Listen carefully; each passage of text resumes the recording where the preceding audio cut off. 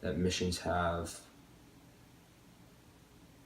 it's shown others that you don't have to be a certain age or have a certain job to at least try to make a difference, and that there's so much more that we can all do to help further God's kingdom. After seeing where they live, there is no possible way I could ever live the same life.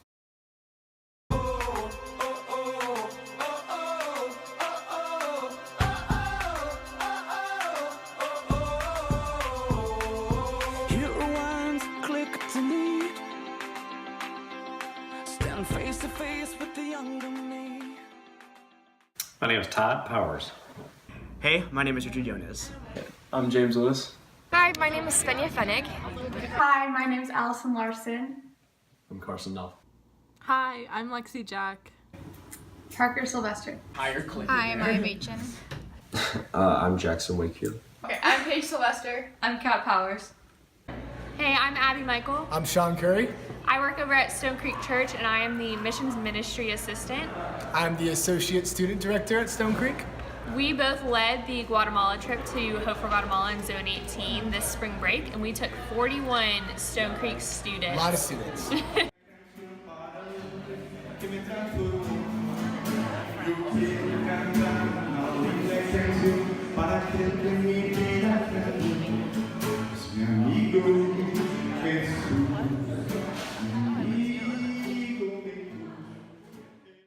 How have missions impacted your life? I think it just had an impact on my life by giving me, well, first of all, a route to talk about my faith to others, because everybody's like, oh gosh, what are you doing for spring break? Like, well, let me tell you. And then it's also been probably more than any like church retreat or anything.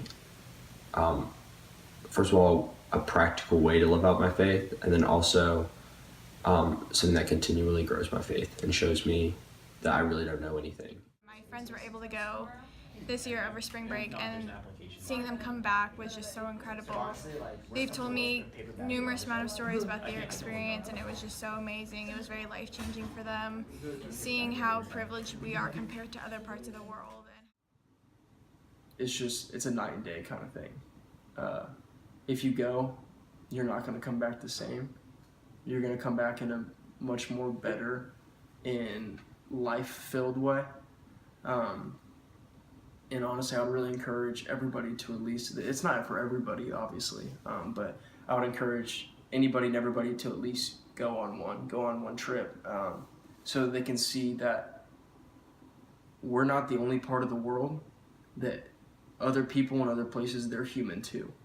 I also think that a lot of my friends also went to Guatemala, and like when they all came back, their lives were changed for the better. You see, after missions, you tend to see the good in everything, whether it be like what may be bad to you is actually good to them. Hope for Guatemala is a ministry located in Zone 18 of Guatemala City. So zones are kind of like counties here in Georgia, and this is the most dangerous of the zones. And so what it is, there's a lot of gang violence, there's a lot of broken families, homes without fathers. And so what this ministry does is they come into a place that in a travel guide or on a map seems pretty hopeless, and they look to provide hope. And so what it is it's a ministry located in the center of Zone 18 where kids are bused in. They come in twice a day, and they come to get food, they come to get help with homework, to break the cycle of poverty, but more than anything to learn about Jesus. In regards to Guatemala, what does the language barrier mean to you? The language barrier, it was definitely it's difficult at times, but because of just your actions and the way you get to love them, and the way Jesus is present there, it doesn't affect much. There was definitely times where it was hard to communicate or convey what I was trying to say, but I think that it didn't even really matter if you were giving them love. They could see that above all else. In reality, the language does not separate you from spending quality time with the people there. Really, love is done through action. And so in order to show love, it's not necessarily having to speak the same language, but instead it's more, in my opinion, of what can you do to meet the needs of the people down there. And through that, that's how you're going to build connections, that's how you're going to build relationships and stuff like that. You're stepping out of who you are in your comfort zone and the world you live in, and you're basically fully exposing yourself and living a new experience and giving to others like you've never given before. We were at church and we were worshiping with the Guatemalans. Guatemalans were on one side and we were on the other side, and we were all singing "What a Beautiful Name." And in the chorus, we started singing in English and they started singing in Spanish, and it was such a beautiful sound. And it just kind of shows how our God is so big that two different cultures can worship him. Yeah, in that moment, I felt his presence so much. Like, he's such an intimate God, yet an infinite God. My group had the opportunity to be in the kitchen with, there's probably like 8 cooks that work really, really hard around the clock to feed the 100 to like 150 kids that come in every day. So we got to be in the kitchen with them and help them, and Sean, which was one of the leaders, came in with his group and they asked if they could pray for the kitchen staff. And so we had one of our students there is fluent in Spanish, so she was able to translate what the cooks were saying perfectly. And so we got to pray for them and their specific needs. And so they like broke down because it'd been so long since someone had prayed for them, and actually taking the time to personally like get to know them and know what they needed help with.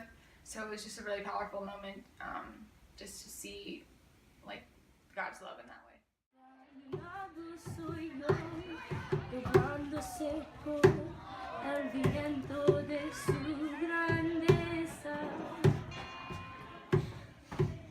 It's just CM energy.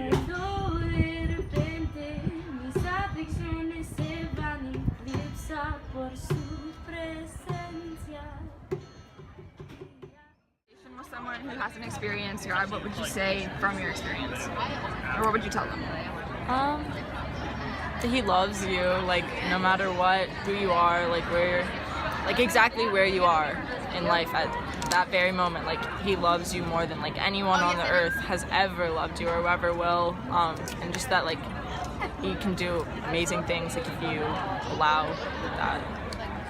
I have nowhere else to turn that's been, like, that can provide as much like hope and as much happiness and fulfillment as God has.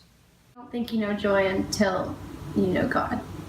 And the first chapter, it starts talking about how he spoke things into being, how he spoke the planets, the stars, the mountains and on earth and everything, how he spoke that into being. But with us as humans, he chose to make us with his hands.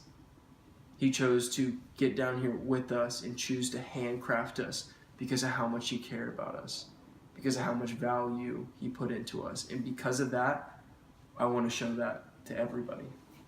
If you could describe mission work in one word, what word would you use? Joy. Fulfilling? Mine probably be life-changing. Serving. It would definitely have to be life-changing. Fulfillment. Purpose. Life-changing.